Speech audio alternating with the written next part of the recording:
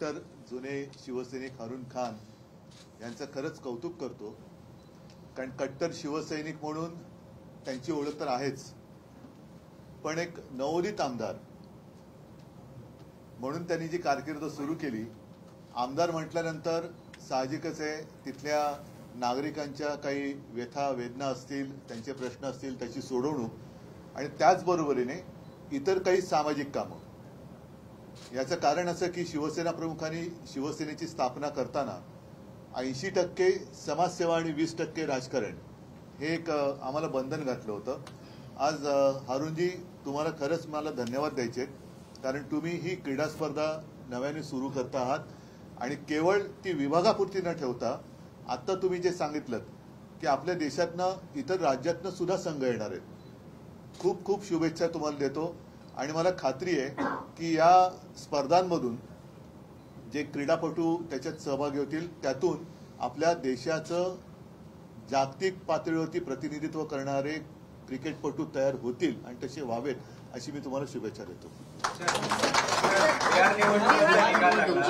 बिहारचा पण संघ त्याच्यात येणार आहे खेळायला.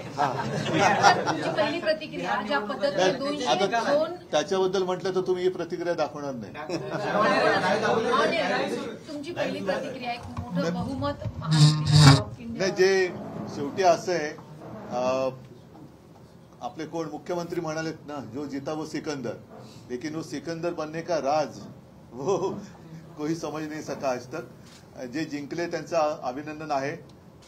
एका गोष्टीचं मला नवल वाटते की प्रचाराच्या दरम्यान तेजस्वी यादवच्या सभांना मिळणारा जो प्रचंड प्रतिसाद होता, तो प्रतिसाद खरा होता की त्यांनी ते नवीन AI तंत्रज्ञानाने तयार केलेली माणसं होती हे आता कळेनासं झालेलं आहे.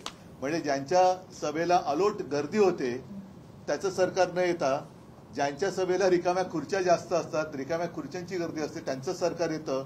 हे नवीन या लोकशाहीतलं गणित हे कळण्याच्या पलीकडचं आहे.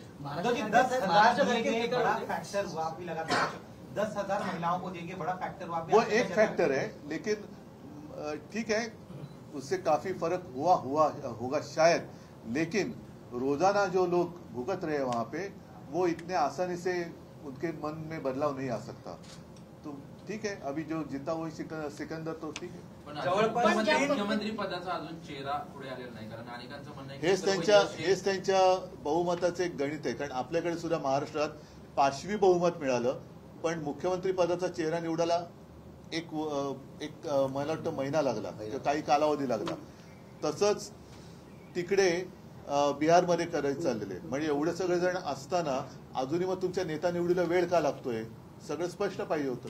6 नोव्हेंबरला जेव्हा निवडणूक आयोगाने जी पत्रकार परिषद घेतली होती त्यावेळी त्यांनी 7,42,00,000 मतदार आहेत म्हणून सांगितलं. कुठे?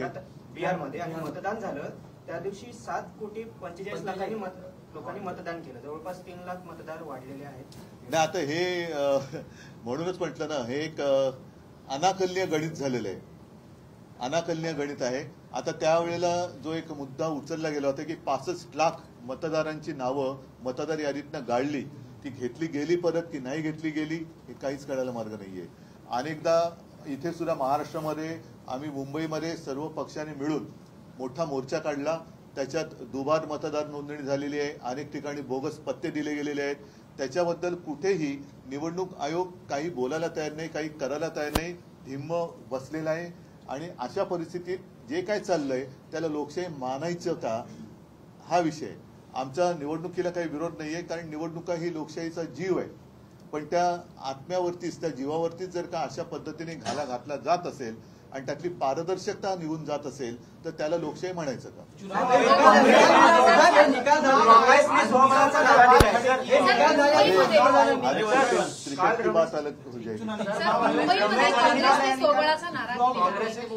मुंबईमध्ये काँग्रेसने स्वबळाचा नारा दिलेला आहे. माझं काय समज, त्यांनी त्यांचा पक्ष स्वतंत्र आहे, माझा पक्ष स्वतंत्र आहे. फुटीच्या उंबरठ्यावर आहे असं पण बोललं जातं. फुटीच्या उंबरठा, आणि आता शेवटी उंबरठा हा शब्द जो आहे ना तो विचित्र आहे. त्यांचा पक्ष त्यांचा निर्णय घ्यायला स्वतंत्र आहे, माझा पक्ष माझा निर्णय घ्यायला स्वतंत्र आहे.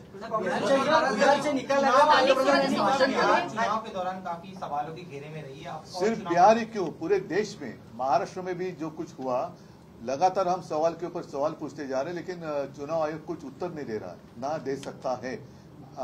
जो मैंने बात कही, दोहराता हूं मैं उस बात को। हमने पिछले कुछ दिनों में एक भव्य मोर्चा का आयोजन किया था, यही सवाल हमने उठाए थे, लेकिन उत्तर चुनाव आयोग नहीं दे सकता। मुख्यमंत्री देवेंद्र फडणवीस मराठवाड्यात आहेत, भाषण केलं आणि त्याच्यामध्ये त्यांनी जी प्रादेशिक पक्ष आपल्या देशामध्ये आहेत त्या राज्यामध्ये ते संपवले पाहिजे असं त्यांचं, हे प्रादेशिक पक्ष संपवायला ते निघालेले आहेत. आणि मला असं वाटतं आता भारतीय जनता पक्षाला राष्ट्रगीत शिकवण्याची गरज आहे. पंजाब, सिंध, गुजरात, मराठा हे सगळं त्याच्यामध्ये दिलेलं आहे. या प्रत्येकाचं एक वैशिष्ट्य आहे आणि ती प्रादेशिक अस्मिता मारायचा प्रयत्न जो कोणी करेल तो पक्ष या देशामध्ये संपल्याशिवाय राहणार नाही. कारण हे ठीक आहे, आज त्यांनी हे केलं, पण हळूहळू आता सगळ्यांनाच लक्षात यायला लागलेलं आहे. त्याच्यामुळे प्रादेशिक अस्मिता, आपल्या देशात आपण म्हणतो अनेकता में एकता, ती एकता जी आहे ती अनेकतामध्ये आहे. म्हणून ती अनेकता जर का मारायला त्यांनी प्रयत्न केला तर तो मारण्याचा प्रयत्न करणाऱ्याला सगळेजण अनेकता जी आहे ती एकता होऊन त्याला राजकारणात संपल्याशिवाय राहणार. देवेंद्र फडणवीस सध्या चला, मराठवाड्यात आहेत, धन्यवाद. त्यांचं असं म्हणणं आहे की जय जेव्हा हिंद, जय तुम्ही दौऱ्यावरती होते देश विदेशातील प्रत्येक घडामोडींचे लाईव्ह अपडेट मिळवण्यासाठी आता साम टीव्हीच्या सर्व सोशल मीडिया प्लॅटफॉर्मला लाईक, फॉलो आणि सबस्क्राईब करा. तसंच सर्व नोटिफिकेशनसाठी बेल आयकॉन प्रेस करायला विसरू नका.